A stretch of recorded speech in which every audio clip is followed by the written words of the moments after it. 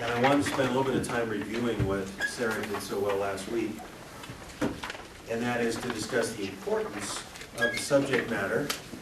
The word soul can be used in a very imprecise kind of way, and we're attempting to understand it in a very precise, careful way. And the reason this is significant is because it addresses who we are as human beings. In fact, it deals with any animate thing, anything that's alive. Is there more than matter and energy? Is there more than what chemistry, physics, biology could describe? And I think of Psalm 8 that begins with, what is man that we are mindful of him? The Son of Man that we take account of him. Now the psalmist knows who man is, but he raises this question.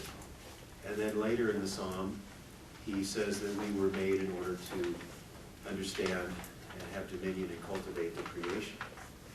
And really, human beings are representatives of God on earth. We have consciousness, we have agency, we experience feelings.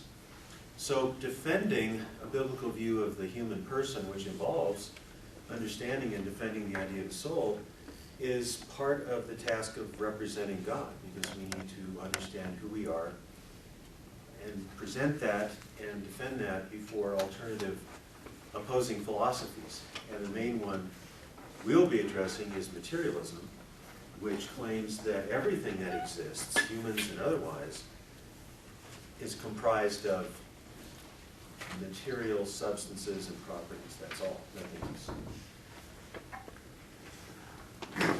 Now, we want to attain knowledge, if we can, on this matter. And if you could look at page 19, I'd like to read how J.P. defines knowledge. A very good way of studying this book is to memorize what the terms mean at the end in the vocabulary. That does a lot of the study for you. Page 19, knowledge means to represent reality in thought or experience the way it is on the basis of adequate grounds.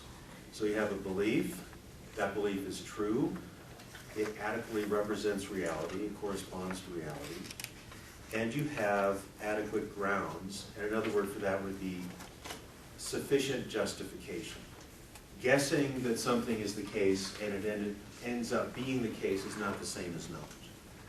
If you meet someone and they ask you, this is very dangerous, could you guess how old I am? And you can't really tell because it's one of the folks that you're just not quite sure, and you say 46, and they say, you're right. How did you know that? You didn't. You guessed it. So knowledge is holding a true belief, you're assenting to a fact of reality, and you have some justification or grounds for doing so. Now, we want to attain knowledge of who we are as human beings, knowledge about the soul, and more broadly, knowledge of the relationship between, if there is one, between the immaterial and the material. Right? So this is very pertinent. One thing that Sarah addressed in some detail is the difference between science and scientism.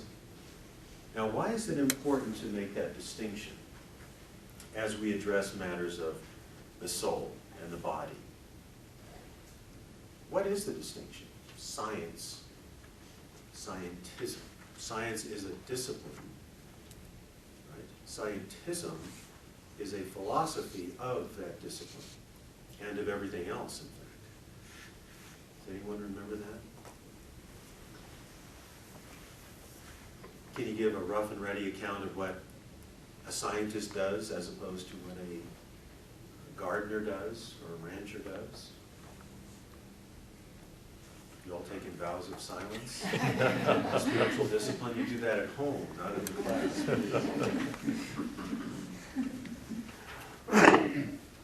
A scientist has a hypothesis and then wants to prove the hypothesis.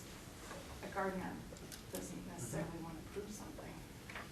Well, right, a gardener needs knowledge and may have some ideas that need to be confirmed or disconfirmed about how fertilizer works or how tilling the soil works. But a scientist deals with very primary laws of nature, substances of nature, and tries to give some kind of an account of the natural world. I think that's a neutral description of science. Give an account of the natural world, especially with respect to laws.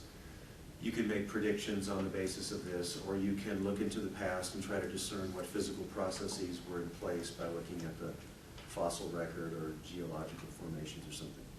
Now, scientism is a theory of knowledge. Does this help? Scientism. It's not simply the discipline of science or engaging in that discipline. It's an ism, right? So, materialism. Matter is all there is. It's the philosophy of matter only. So what do you think scientism is? It's basically a theory that says that all of our knowledge about reality has to come from the sciences, has to come from Right. that. So again, knowledge, holding true beliefs on adequate grounds, the only way to attain knowledge, according to scientism, is through scientific endeavor, scientific discovery, scientific theorizing. You can have beliefs about anything you want, but according to scientism, those beliefs can never become knowledge unless they come through, let's just call it scientific evidence. All right? Now this mentality, this ideology, controls much of the thought life of the Western world, and not just the Western. This is the mentality, the worldview, the epistemology, more specifically of scientific elites, of education, particularly higher education. You see this in popular films, popular books, and so on. Now, what is wrong with this idea? Scientism. It defines out the contrary evidence. Well, it works that way.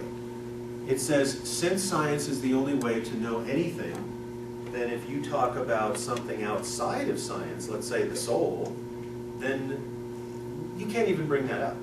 We don't even consider that. Because we study the spatial material world, and that is the only area from which we can draw knowledge. So we don't even have to consider arguments for the soul. So they would look at this book and say, well, it's not scientific. Right? There's even a deeper problem here. There's this presuppositional exclusion of contrary evidence. Don't confuse me with the facts my mind's made up, that idea. But there's even a more fundamental problem to scientism. All right, think of this statement. Knowledge can only be gained through scientific investigation. That's a proposition. That states a claim about reality. It's either true or false. Propositions are either true or false. Okay, that's the law of bivalence. What about that proposition? Subject that proposition to its own claim about all of reality. You know, I didn't go to dental school, so I'm trying to pull this out. It's self-refuting, right? It's self-refuting, exactly. Now, why is it self-refuting? Because that claim isn't, you can't prove that claim by scientific method. Exactly. The claim that all knowledge comes through science is not a deliverance of science. You won't find it through geology or physics or chemistry or biology. It's a philosophical claim about knowledge. It's a epistemology, and it has the unfortunate feature of being necessarily false. It can't possibly be true. So much for scientism. Now, this in no way disparages the significance of science, the importance of scientific investigation, the need to develop philosophies of science, relate sciences to the humanities. All those things are tremendously significant. But see, this approach says, if we want the knowledge of reality, and scientism limits it to what can be known through the sciences, and scientism is necessarily false, then we need to look more broadly than what can be explained in terms of chemistry, biology, and physics. And moreover, we need to look more carefully at chemistry, biology, and physics and see if there's indication of design. which there is. Molecular machines, information in DNA and RNA, the fine-tuning of the universe. But that's another lecture. That's another 10 lectures. So we'll keep it at refuting scientism. Now, scientism and materialism go together, right? Materialism is the metaphysics. It's, this is the way the world is. Scientism is the epistemology. But see, if you're a materialist, what else do you have by which to gain knowledge than your senses and empirical experimentation and theorizing? That's all you would have, right? So they work in tandem, right? Materialism is the total worldview, and the epistemology that is what flows from the worldview. And if you're not taught materialism overtly as a philosophy of life, but you simply take in scientism in your classes at the community college, the college, high school, through films, then what's your tendency going to be for metaphysics? Not real. Well, what's not real? Metaphysics just means the nature of being. It doesn't mean anything spooky or spiritual. So let's say you're never taught overtly materialism as the nature of existence, but all the time you study sciences or study anything else, it's always through the lens of scientism. What is your natural perspective going to be on metaphysics, on the way things are? Materialist. Materialist, of course. You see how they work together? So if you're a materialist, you have to be a scientistic thinker. And if you take things to be true from scientism alone, then all you have really, for knowledge anyway, is materialism. All right. Now also with matters of the soul and the body, we address moral questions. Who is a person? How should we treat people? How do we understand a person's status? Is it only indicative? Is it only known through physical manifestations? Or is there more to the person than merely the body? It's very significant for things like abortion, euthanasia, many things. And then with theology and apologetics, we want to be biblical and logical about the discipline of what's called anthropology, not the study of different cultures, but anthropology meaning the nature of the human, the anthropos, man. Okay. We want to have a biblical view, we want to defend it. And moreover, if we are not merely matter, but we also have a soul, we have a material substance and an immaterial substance that work together, then you need to explain where the soul originated. Where did it come from? And it's a very strange, unlikely explanation to say that the soul emerged from matter, because they're so different. They seem to be different in kind, not just different in degree, a little bit different, like a really tall person from a not so tall person. But basically, the difference between an apple and a rock, very different. So if you can argue for an immaterial, substantial soul that endures through change and has properties, we'll talk about this, how do you explain that? Best explanation is that the ultimate spiritual being, God, an infinite personal being, created finite personal beings with the ability to think and choose and feel, and all those things require a finite immaterial substance. So we have a finite immaterial substance, our mind, or our soul.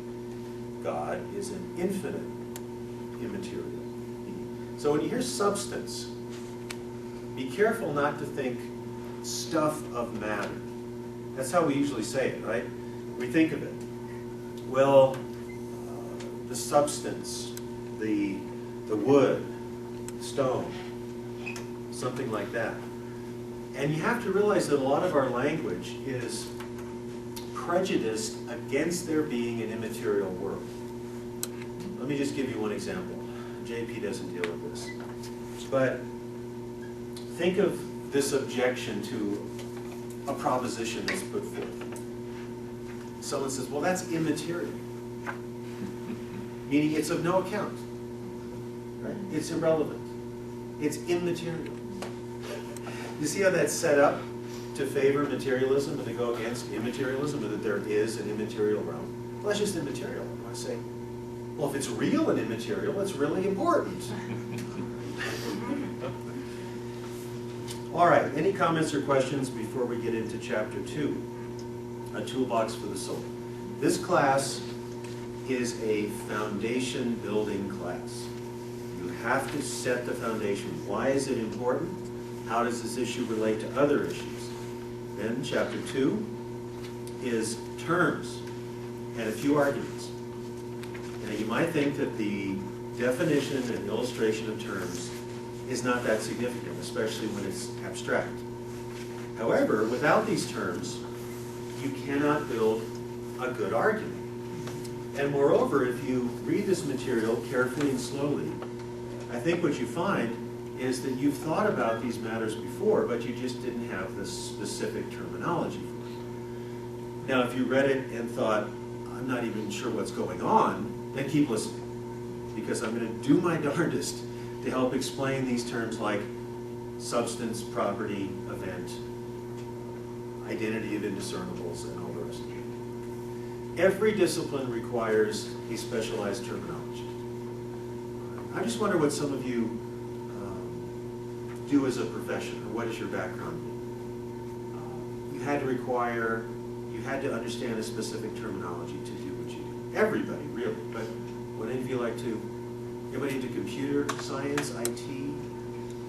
Right? Counseling. Was that? Counseling, Yeah, counseling. very specific. You have to understand the categories, and there's so many things about it. Accreditation for the school, we know about that, and licensing for individuals, all kinds of things I don't know.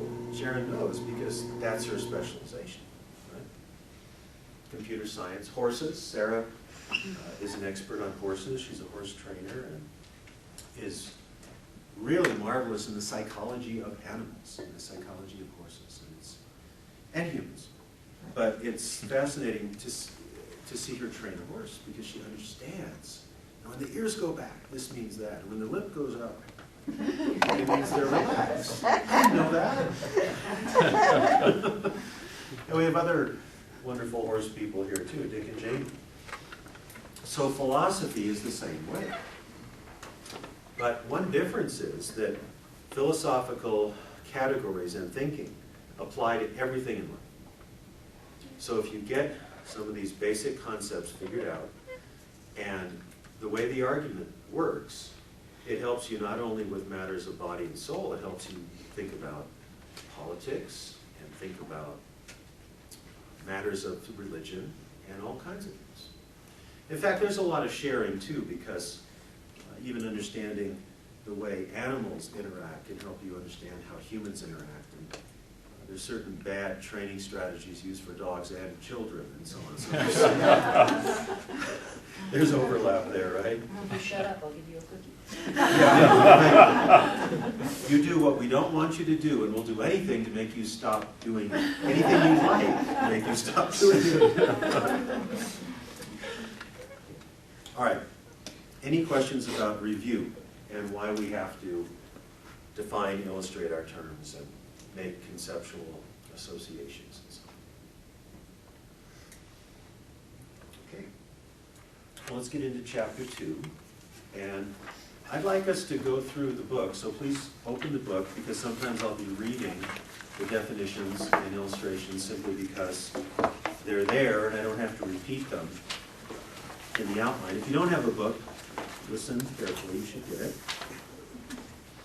it. On 21, 21, you have a breakdown of all the possible relationships regarding this issue of matter and soul, or mind and body, okay? You see that funny looking chart? So he says there are two main positions taken on this mind-body problem. You have mind-body problem at the top, and then you could be a dualist of some kind. There's a difference between matter and mind. Or you could be some kind of a physicalist, which roughly means materialist, and there is no intrinsic or essential difference between mind. Actually, there's no difference at all. There's no difference between mind and matter. We just say mind because that's what they call folk psychology. We just have a bad habit of doing that. And if we were really consistent and scientific and philosophical, we wouldn't talk about mind at all. We just talk about processing, or as one writer put it, don't think too highly of yourself, you're just a very complex meat machine. So those are the possibilities that are really before us today. There are some other ones, but these are the main ones to consider. The literature concerns this kind of thing. Now, we want to talk about key philosophical terms that are required to think through the debate wisely. And here, those of you that play an instrument or know something about music might think of this metaphorically as scales or rudiments. You have to learn scales when you play the piano, play the guitar, because they are the foundation, or they're the basis to build from that. Good drummers, unlike myself, learn rudiments like flams and paradiddles and things like that. Because you go from the rudiments into keeping time and playing fills and things like that. Those are the tools that you apply to the discipline. Now, with philosophy, you don't really have to do anything with your hands necessarily. You don't have to have physical coordination, but you have to have mental coordination. And that's why JP goes into these terms. The first one is substance. What is a substance? So this is a term of philosophy, or more specifically metaphysics, the nature of what is. That's what metaphysics means in philosophy. So we're dealing with the metaphysics of persons, the mind-body issue. Now, substance is considered something primary. Another word for substance is essence, although JP I don't think uses that. So let's try to narrow this down before we give some examples. A substance cannot be two places at the same time. So think of a dog. A dog is where it is. You can't have the same dog at multiple places at the same time. Although my dog tries that. Always eating and always playing in two places at the same time. You can't do it. All right? And just for a minute, let me compare this to a property. They're not the same thing, although they are related. A substance has a property. So let's think of a dog, Sunny, my dog, of course. Sunny is a substance. A substance has properties. So Sunny is brownish red. He has very curly hair. He weighs about 65 pounds, something like that. Those are properties or qualities that are a part of Sunny. But he's not only a collection of qualities or properties. There's something that's him, that's the essence of him. And while there are many different golden doodles, he is the only one who is Sunny. So you can say, sure, there are golden doodles here and there and all over the place, but they're not all the same substance, although they're part of the same kind, you could say, natural kind. So this is a golden doodle, and this is a German shepherd, and this is an indeterminate mix of various things and so on. All right. So a substance is not a property of anything else, but a property is part of something deeper that is an essence. Okay, so let me explain this. Sunny is not a quality of anything else. He's a kind of dog. He is one of many golden doodles, right? But you wouldn't say that one of the qualities or the properties of my house is Sunny, because he's his own substance. He's not a quality of the house, right? So properties are in substances, but not vice versa. Substances are not properties of something else. So one way of thinking about it is that the substance or the essence is really the most basic sort of thing. It can't be two places at the same time. It's not a property of something else, because properties and substances are not the same thing. That might help to get things worked out a little bit. Quick question. Yes? So Sonny has the property of being two-eyed. He has two eyes. But an eye is itself a substance with properties. So linguistically, how does that distinction function? Well, an eye has certain defining qualities, and if anything is an eye, it will have the essence of an eye. And there'll be different exemplification of eyes. So you can view, I guess, a substance in terms of the totality. You're saying there seems to be something like a substance within a substance. Right. But that's still not a substance having properties. It would be a collection of substances that somehow represent the one substance. That's the best I could do with that.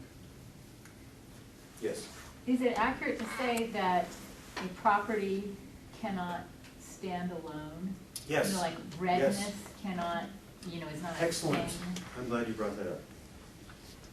Because for something to be red, it has to be red in something.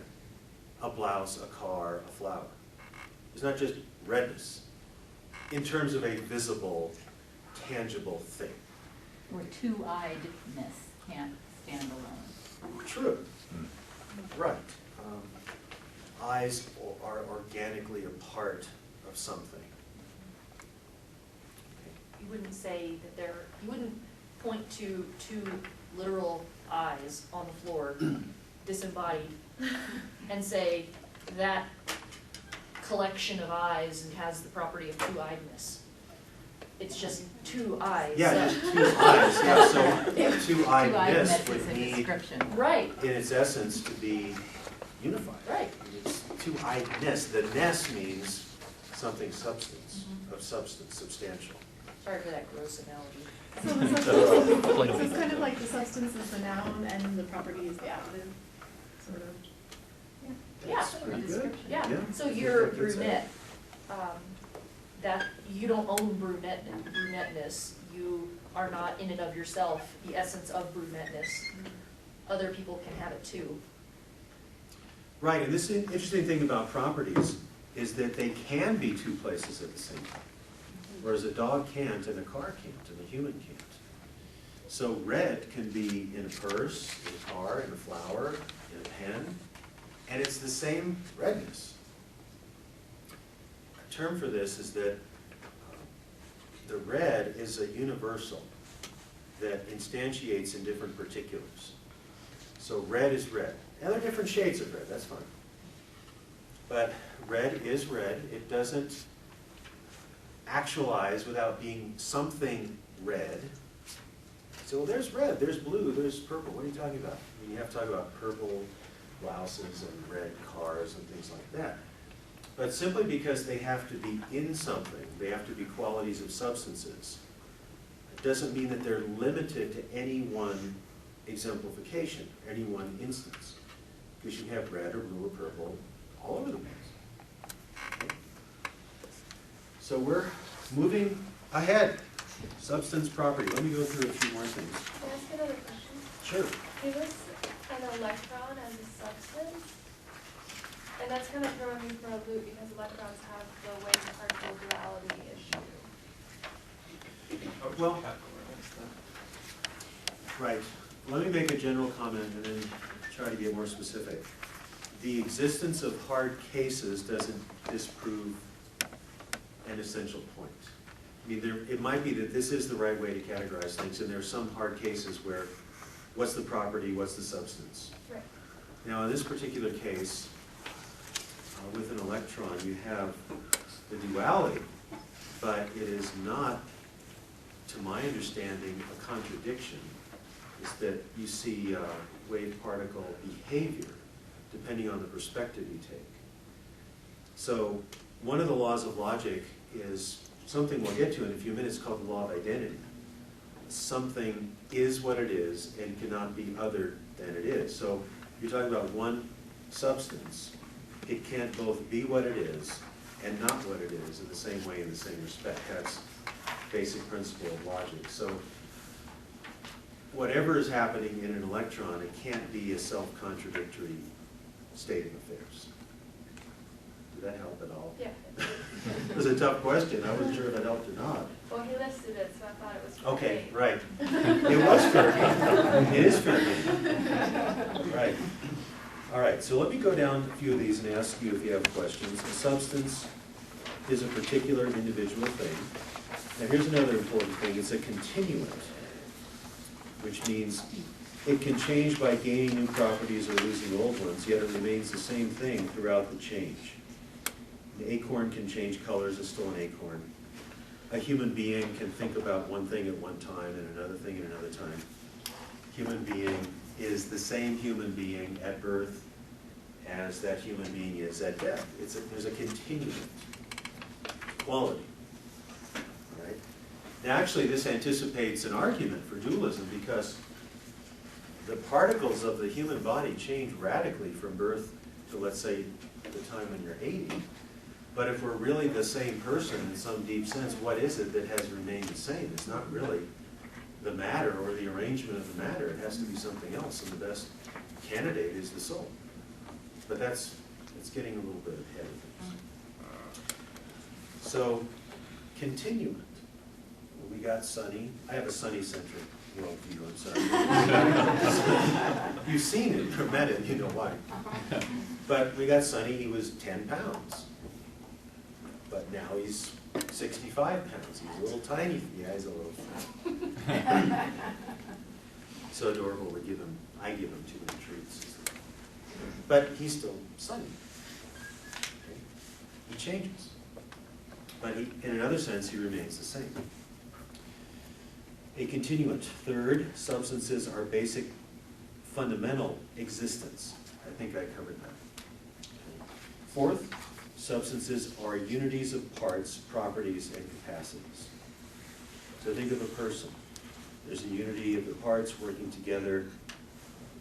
Something cannot possess incompatible properties, right? I can't be only Anglo-Saxon and only Hispanic. I can't possess incompatible qualities or properties. My essence doesn't allow for that, put it that way. Although someone could be Anglo-Saxon and someone else can be only, let's say Hispanic, that's fine, but I can't be both of them. No one can be both of them in the same way, in the same respect. Okay. Finally, a substance has causal powers. This is 22. It can do things in the world. Dog can bark, acorn can hit the ground. So substances can cause things to happen. Let's go back to our friend red. Redness. Right? Can redness cause anything? Just by itself? What do you think? What if you wave red in front of a bull? Can it cause the bull to get angry? I'm seeing all kinds of head motions out there. What do you think? Well, yes, what you're waving is not actually red. You're waving something that has the property of red. Yeah. There you go. Nice. Nice chop, as we say in jazz. It's not just red. It's red in an object, in a situation related to this particular animal. If you have those collection of states of affairs, you will produce something. But it's not just the red causing anything.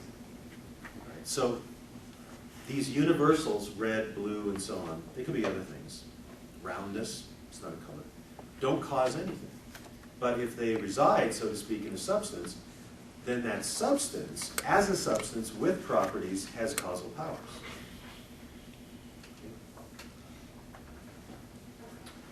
All right, so if we're somewhat clear on substance and clear on properties, let's see if I left anything out here.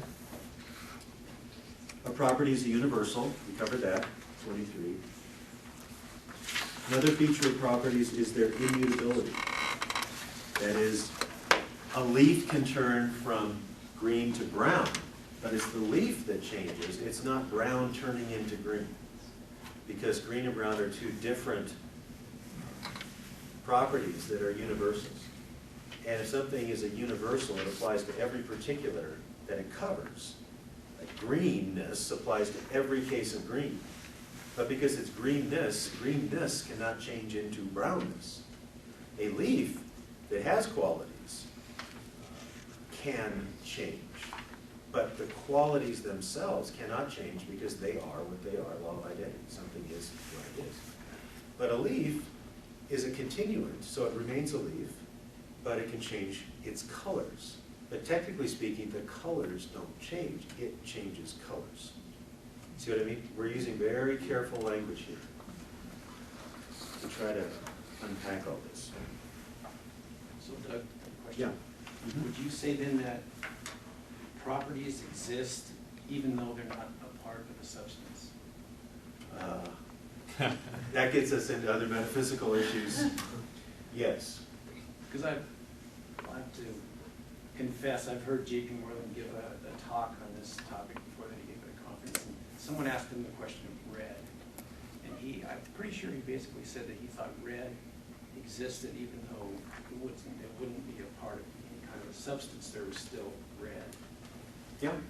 No visible material substance.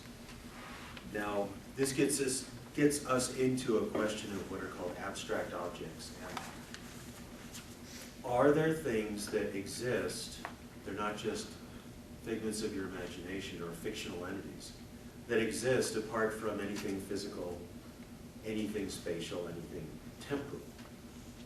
And it seems that there are, because the cases of blueness or redness or roundness, to use another philosophical term, are instantiations of something beyond themselves.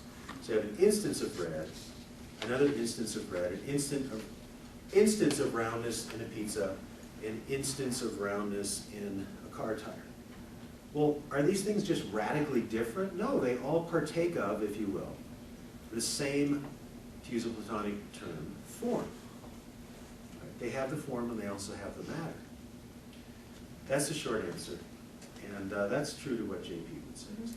Can I add something to that? Yes. To just take what you said and put it in a slightly different way. The idea of universals is how we recognize redness, how we can spot redness. So that's how you can say something is red in English and then translate it for someone who speaks Spanish.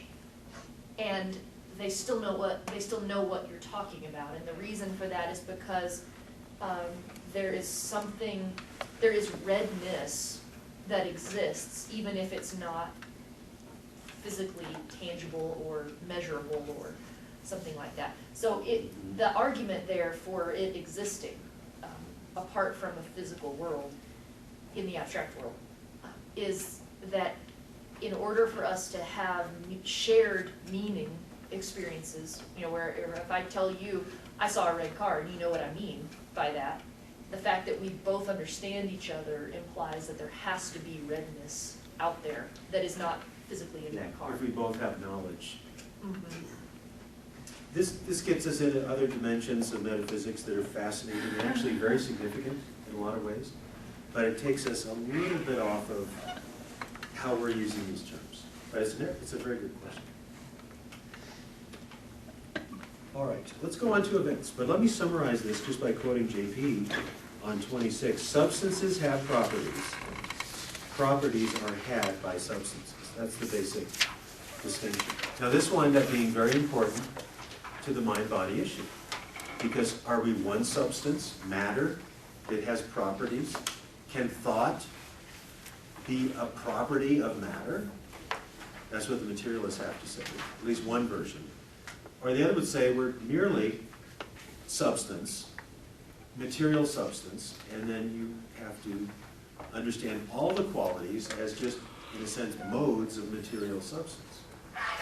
Or do we have two substances which have different qualities? So consciousness has the awareness of things, sensation, right?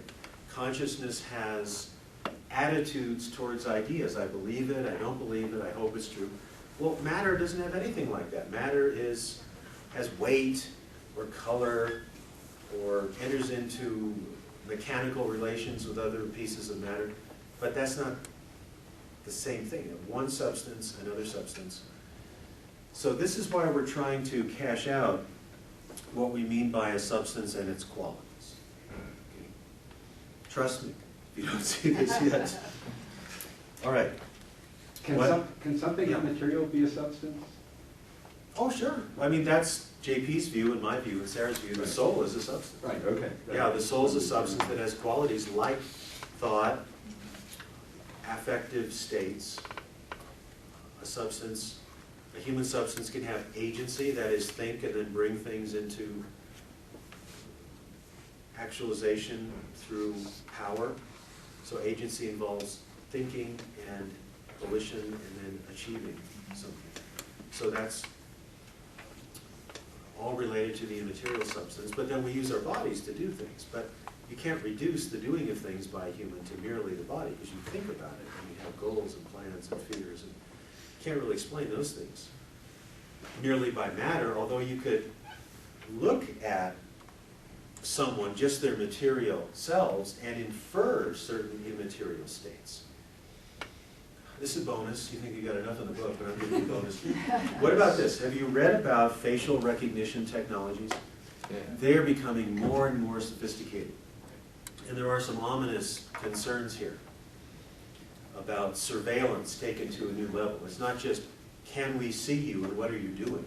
But can we see you and know what kind of mental and emotional state you have by the different muscles and expressions that you have.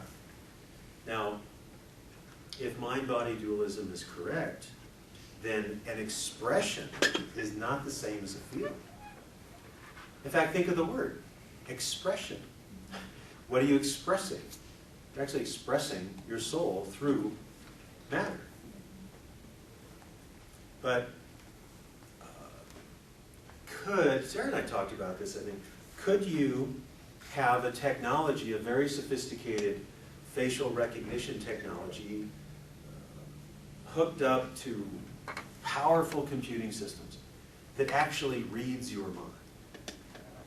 Could a facial recognition system read your mind? Could it look into your soul? No, because the soul is not something you can see. It's immaterial, it's not visible. Right? But it's possible that through sampling expressions and then making that into algorithms and having very sophisticated camera technologies and computing, you can say this expression is very, very likely an expression of discomfort or hesitation or I want to steal something. They can get that specific, right? But even that technology is third person. This is another point that JP makes. Materialism, if it's your only way of explaining things, matter is your only resource metaphysically to explain anything, let's say matter, energy, then you can't go from the material to the immaterial because there's no immaterial. There's only the material. So you would have to, if you want to set up one of these systems, be as sophisticated as possible to correlate the physical with the inner. But you see, for materialism, there is no inner. So if you're materialist, you could never read somebody's mind because all there is matter in motion, so to speak. But if you're a dualist, you might say that the state of the soul can be expressed through certain types of expressions, right? And so you're not mind reading, you're reading perhaps, if you're reading correctly, the effects of a state of the soul.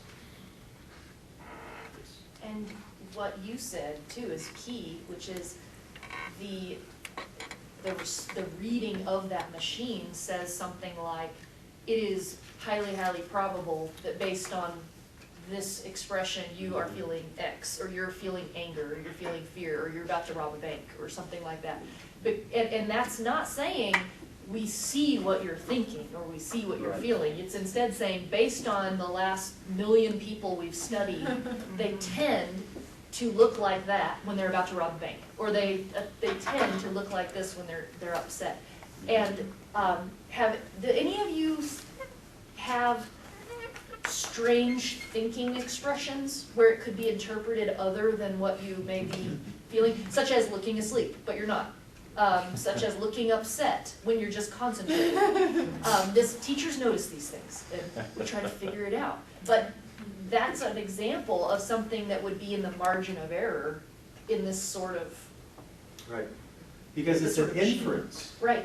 It's an inference from material activity. Now, you might have an infallible camera that's always going to capture the material activity of the face, but you'll have no infallible way of inferring what the inner state is. And even if you did, the expression would not be the same as would not be the same as the soul.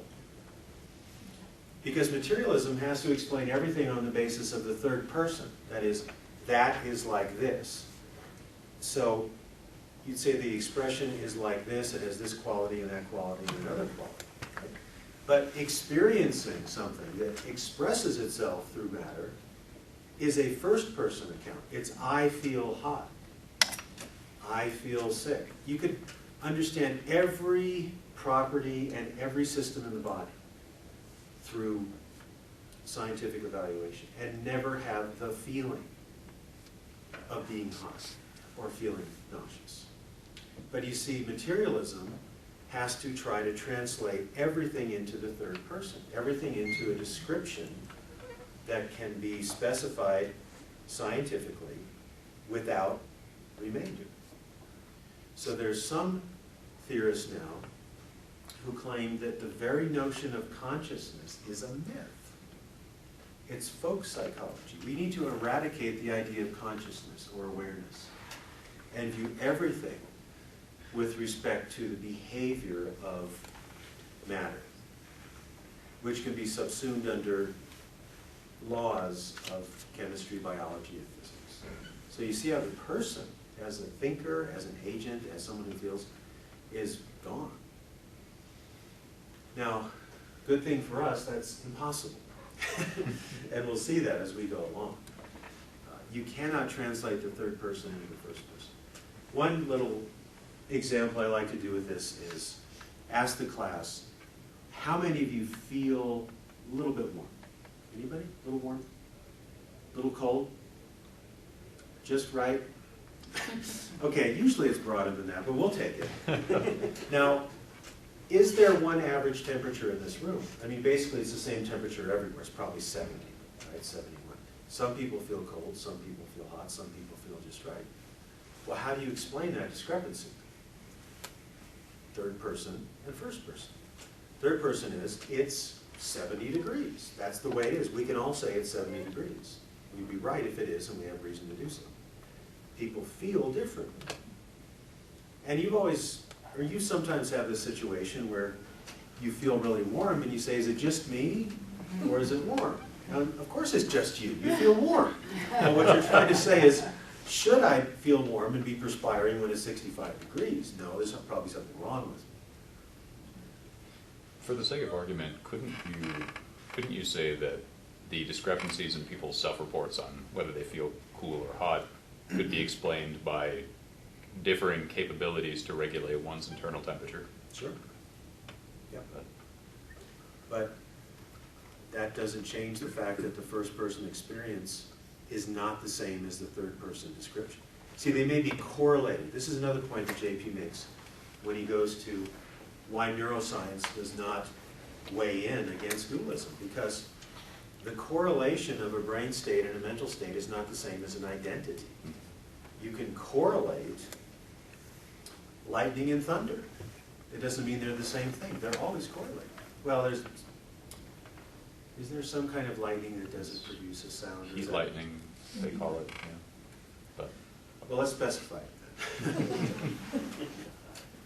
Association or correlation is not the same thing as identity, even if they're always associated. I'm getting a little bit ahead of myself. I think perhaps we have a decent understanding of the physicalist view versus the dualistic view. some things about consciousness that the dualists say can't be explained physically would be the first person account, the feeling, which means things like sensations. Whatever the external environment is, we have different sensations.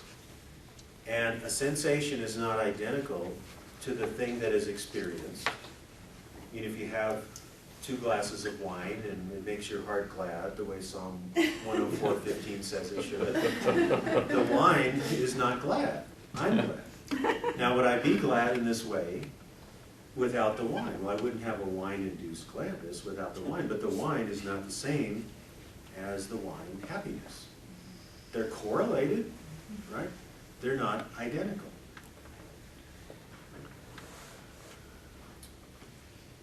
So correlation is not the same as identity by any means. And you have also what's called privileged access. If you have a soul that is different from your body, you have privileged access to your own experiences, which means only you experience them as you. You could set up some kind of comprehensive analysis of everything about your brain, everything about every aspect of your body, print it out, put it into a supercomputer, understand all the relationships, and you still wouldn't have the feeling of being you. Even if that sophisticated analytical system could tell you exactly how you feel, at least in words, it still wouldn't know how you feel.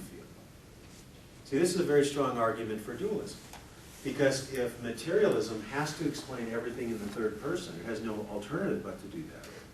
And there are things that are irreducibly first person, that have to be first person, that can't be translated, then materialism is false. Okay? How late do we go with this class? 8:15. 8:15. All right, we're doing fairly. At least I am. I don't know if anybody else. All right, let me introduce another term, and then I want to talk a little bit about the nature of identity and a little bit about neuroscience and near-death experiences. A term that you're given in the book is called reductionism.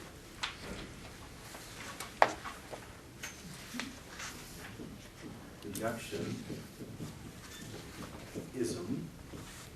Beware of isms. Try to figure out if they're adequate to what they describe or not.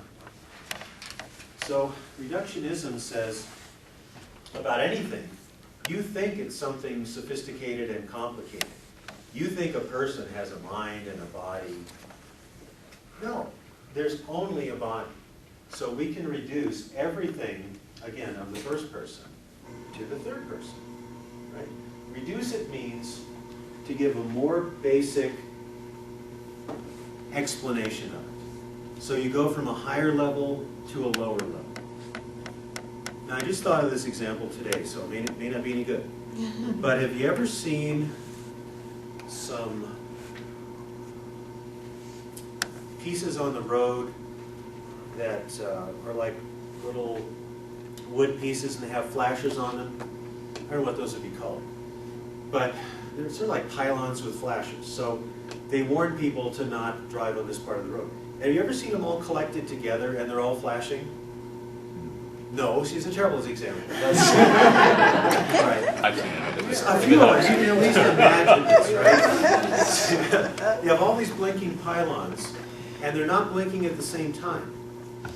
And they might even blink at different intervals. And sometimes if you look at that, you can almost find a kind of pattern to it, right? Well, is there any intended pattern? No, you could actually reduce it to each one having intervals and having the ability to go off and on. And when you put them together, it seems like there might be some larger intended pattern. But if you see what's going on, you could do a reduction, and it's a fair reduction, and say, no, that was really not anyone's intention for that kind of thing to happen. Maybe that works. That's, I think, a legitimate reduction. If I lost 40 pounds, that would be a legitimate reduction. Do you want to add to that? a legitimate reduction? That's what I'm trying to start with. I'll have to think about it. Okay, I couldn't think of a lot of examples. Well, we're talking about the nasty kind of reduction, which says that thinking is nothing but a brain state, a material state of neural activity, right? Nothing more to it. That's reductionism. Here's one. Does anyone know Miss Cleo? The formerly Yes. There Jamaican, you go. faux Jamaican psychic, telepsychic. This was someone who would come on in commercials, probably in the 90s sometime, and she would try to convince you to call her. She'd read your horoscope and do tarot cards and all of that. And then the reduction of that is legitimate, is she's a con artist. And she was, and now she's probably in jail. Or in Mexico, I'm not sure. But she was not actually a sophisticated, gifted psychic. She was conning people out of money. She was good at faking things. Mhm. So you say, well, we can explain her without the category of the psychic. So we will reduce her behavior and her effects to the psychological and the moral, immoral. She's trying to deceive people. She has powers she doesn't have. So that's a legitimate reduction, right? Now what physicalism wants to do is reduce everything to the physical. This is sometimes called the nothing but fallacy. The nothing but. So you have bones and muscle and sinews and neurons. Does that mean you're nothing but those things? Well, you have to make a very strong argument to make that case. Does your dog have fur and ears and so on? Yes, but is your dog nothing but those things? No. And this has even been called nothing buttery. And I tried to figure out who originally said this. I might have been Donald A. McKay, a Christian neuroscientist who wrote a lot in the 70s and the 80s. Donald A. McKay. It might have been someone else, but it's the fallacy of trying to reduce what cannot be reduced. So on dualism, the mind is irreducible. It's its own substance. You can't reduce it or explain it in any other category except itself. But you see, the physicalist wants to say it's reducible to matter without anything left over. No odds and ends, no body parts hanging out of the mold, right? You've got everything. Now, that doesn't work for a number of reasons. And let me go into this section called the nature of identity. Yeah. Just a clarification. So reductionism can be applied to physicalism, but is not confined to that, correct? Or Correct. Okay. Well, let's put it this way. A reductive explanation can be legitimately or illegitimately applied. When you use the term reductionism, it's usually used by someone who is against that particular instance of it. So there was an edited collection that came out about 40 years ago, edited by Arthur Kessler, called Beyond Reductionism. And articles by Viktor Frankl and Kessler and a number of other people who were against physicalism. They weren't necessarily Christians, but they said, this doesn't account for things like consciousness and moral values and meaning, objective meaning in life. That would be Viktor Frankl's approach there. So reductive explanations may be correct. Miss So-and-so, what was her name again? Cleo. Cleo, is not a psychic. She's not Jamaican either. Not a psychic. All right, let me go into this issue of identity for a few minutes. Believe it or not, in philosophy, there is a discipline called the study of identity. It could be personal identity, it could be the identity of anything. So when you think of an identity, you're simply thinking of what something is. What qualities does it have? How do you identify it over against something else? So this can be put as simple as this. A is a placeholder for anything. So A equals A. Oh no! Scandalous. A equals A. Another way of putting it is that something only has the properties it has. It doesn't have any other properties. Another way of putting it, just to liven up the parties, is nothing possesses incompatible properties. Right? In the same way, in the same respect. Right? So this phone doesn't have the color it has, where it's colored, that color, and does not have that. So it has this kind of sickening black-gray color. And it is not the case that the same surface area is also blue. So nothing possesses incompatible or contradictory properties. Something only has the properties that it has. You might think, what significance would this ever have philosophically? Well, think about this. Let's consider the elements of consciousness: sensation, propositional attitudes, that is, I think this is true, or this may not be true, or I hope it's true. Those are attitudes you have about statements, about propositional attitude. You have a feeling of being hot or being cold, or being disgusted or being elated, right? Now, if we are nothing but the physical, then all of those areas have to be explained only in terms of the physical substance and physical qualities or properties. That's all. And it's not merely association. It's not people remember things and this part of their brain lights up in a brain testing device, so it'd be EKG or EEG. Identification is not the same as association. I said that earlier. Even dependence is not the same as identity. So association is not the same as identity. Dependence is not the same as identity. So let's say that many conscious states depend on the brain being a certain way. And they obviously do. And many experiences depend on certain organs working the right way. This is why people get hearing aids, and why we have glasses and contacts, so I can see better.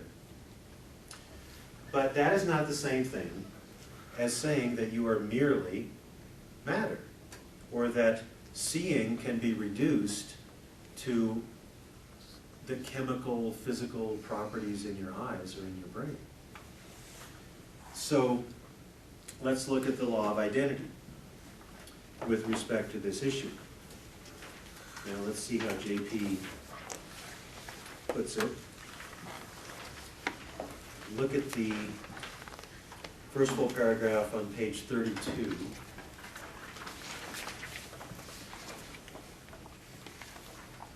Four lines down.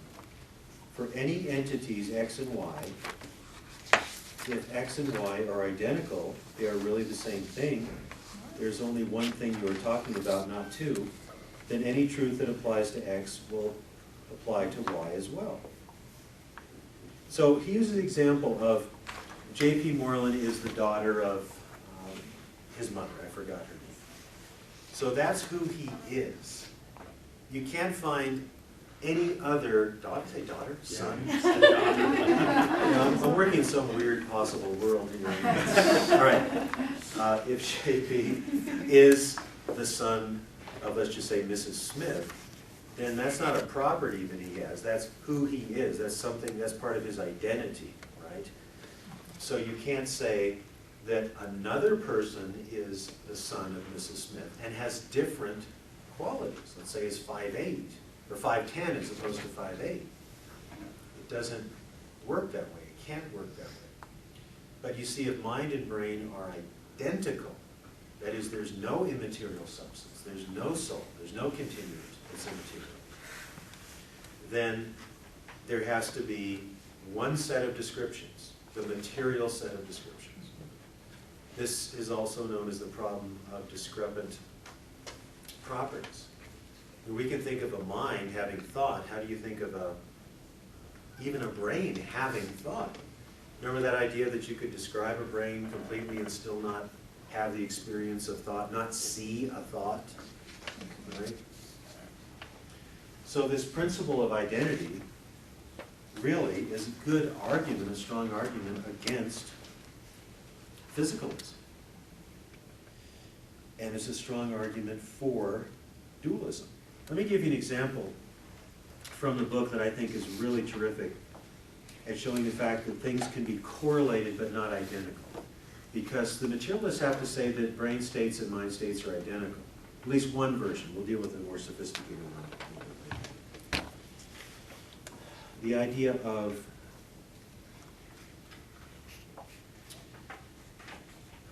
trilateral and triangular. So look at the top of 34, about six lines down. Something is trilateral, three-sided, if and only if it is triangular, three-angular. But triliterality, the property of having three sides, is not identical to triangularity, the property of having three angles, even though they're constantly conjoined. They're always together, but they are not the same thing. You could say that brain is always with mind, want to put it that way, but they're not the same thing. And I don't even think that's true. And that's the last argument, which he only touches on, which is the issue of near-death experiences. A specific kind of near-death experience that involves leaving the body. And there are a lot of best-selling books on this. The best one, I think, to consider recently is the one by Eben Alexander, Proof of Heaven. And the reason why this is so significant is that Eben Alexander is a neuroscientist. Or no, he's a neurosurgeon. So he understands the brain as well as anyone does. And he had an experience where he was severely traumatized and was near death and experienced things that could be confirmed, but outside of the body. So if the mind can leave the body, then obviously the mind and the body are not identical. And I wrote a book on this some years ago called Deceived by the Light, which was written in response to one particular near-death account by a woman named Betty Eadie, about 20 years ago. The book was called Embraced by the Light. Remember that? I wrote my book in response to that, but I also dealt with materialism. And there are well-established accounts of people who become what can be called clinically dead, not finally dead. It's a bit of a difficulty with that distinction. Who have experiences of the physical world when their senses were shut down. They could not have experienced that. And then they report these experiences. That's the essence of it. And what JP is talking about with Eben Alexander, who is a neurosurgeon, is that none of his experiences out of the body contradicted anything he knew about the brain. So the brain can be what it is. You can go as deep as you want into the neuroscience, and you're not going to disprove dualism. Because the arguments for dualism are not based on any specifically scientific features, nor do they deny any. It has to do with the difference of a material substance from an immaterial substance. That is a lot of material, isn't it? I hope it helped. I hope you're not more confused now than perhaps you were when you read the chapter. We tried to define and illustrate property and substance and event. An event is simply an occurrence, a state of affairs in a temporal sense. So you talk about mental events, physical events. They could be conjoined without being the same thing. Right? You hit me on the finger with a hammer. That's a physical effect. It produces a mental effect. That's an occurrence, an unfortunate occurrence or event in the world. But it's not purely material, and it's not purely mental. So you can tell we're working our way towards a more robust argument for dualism. And I've already given you something of the argument, given the law of identity, A equals A. Or if you want to be more impressive, you could give the Leibnizian term, which is called the identity of indiscernibles. So if two things are indiscernible, that is, they are exactly the same, then they're actually not two things at all. They're one. I want to add something too. One of the reasons that we are pushing you through this stuff, which, keep in mind, the book gets less technical as it goes along. He's starting out with the technicality so that we can learn to speak the vocabulary like you talked about. But it doesn't make any sense for us to speculate what happens to the soul if we haven't established that there is in fact a soul in the first place. So we could go off into all these philosophical theories, all these theological theories as to what different people think about the soul, what different people think about the afterlife, and until we've actually said, look, there is one, and we can know it in the real fullest sense of knowledge, we can know that, then all of that speculation doesn't really do much for us. But on the flip side, if we start out and establish the existence of the soul, then all of a sudden you become more interested in what happens to it. And what do we need to do for it? Because you may not have been convinced that there was actually really, truly one before. So this is why the class is structured in this kind of foundation way. Therefore, don't give up. Yeah. I just wanted to amend something slightly. The example of Ibn Alexander was not that he perceived things in the physical world when he had left his body. That's another argument that's been made by other people. It was more that even after his supernatural experience, he did not change his view of the brain whatsoever. So that's compatible with everything we know about neuroscience. Yes? Wouldn't a physicalist have real issues with like free will and choice? Because if you're just in physical matter, you're bound by the laws of physics, right? So you're predetermined. Right. More or less, right? Well, JP will get into that. That's significant, because if you're nothing but the physical, and you are subjected to nothing but matter, energy, and the laws that arrange their patterns, then what's left as a doer, an agent? Seems like you're an effect only. You're not really a cause. Yes? Could you kind of blow out supervenience a little bit and take it from an example beyond the water molecules coming together? Well, right, some people think that consciousness comes out of, and I didn't really talk about property dualism or supervenience, that consciousness emerges given a certain collection of material states. So the idea is that you can have an effect that transcends what you would expect by looking at the cause. It actually is something very different. And I think the water molecule is the best example of it. I don't think this happens very often in reality, actually. So are there a whole lot of good examples of supervenience outside of the water molecule example? There may be, I can't think of any right now. Does the example mean that when water molecules come together, the property of wetness always supervenes, is always to be understood in there? It's a structural situation, causal situation. But being water is not reducible to what came before, in a sense. So there's something new that happens. But you don't want to say that something comes from nothing, because that's impossible. We'll come back to this. It's a tough subject. Yes. Just following up with that question, would another example be that when a sufficient number of individuals come together in close proximity, the property of crowdedness occurs?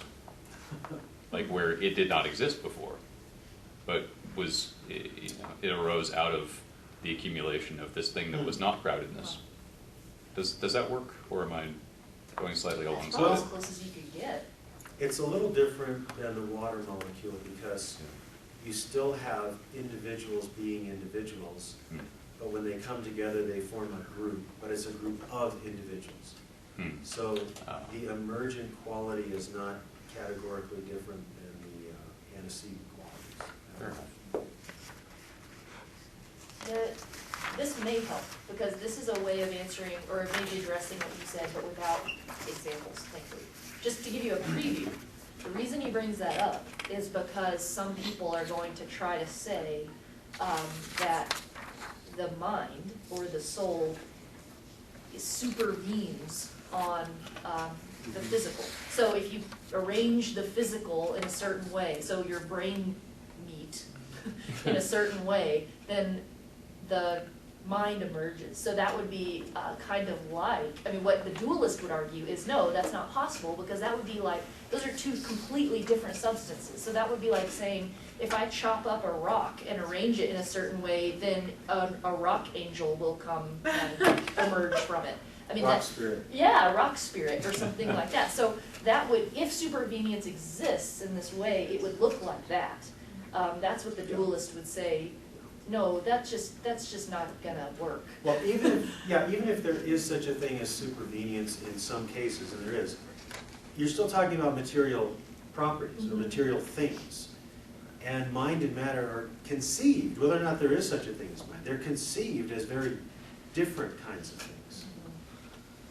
So can matter become mind, or put it this way, can mind supervene on matter when they're so categorically different?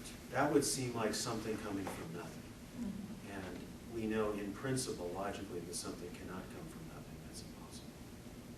So it's almost like Dr. Frankenstein can assemble a human from parts, but...